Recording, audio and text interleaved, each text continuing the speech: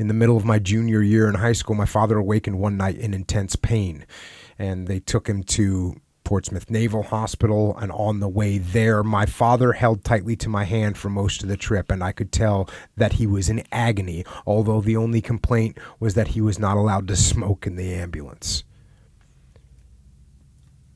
And when he returned home, Lou Puller finally realized that he wanted to talk. And so now they kind of connect here. For perhaps 7 or 8 days in that winter of 1962, I was able to communicate with my father as I never had before.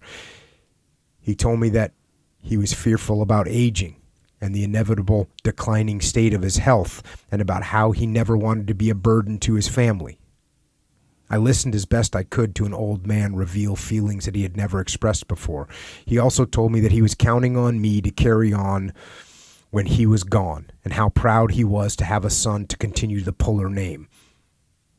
We did not talk about the military or my attempting to follow in his footsteps, but even then there was some unstated assumptions about the course my life would take. Several years earlier, shortly after his retirement, we had gone to Williamsburg for an outing, and he had taken me to see a short film about the American Revolution called The Story of a Patriot, which was shown continuously to tourists visiting the new information center.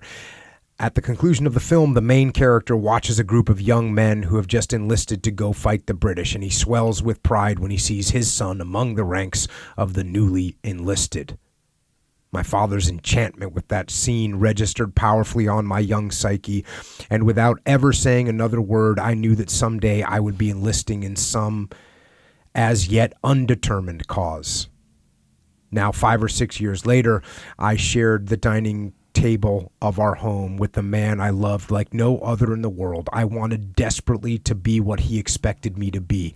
It took me years to realize that I could never hope to emulate the legend that was Chesty Puller.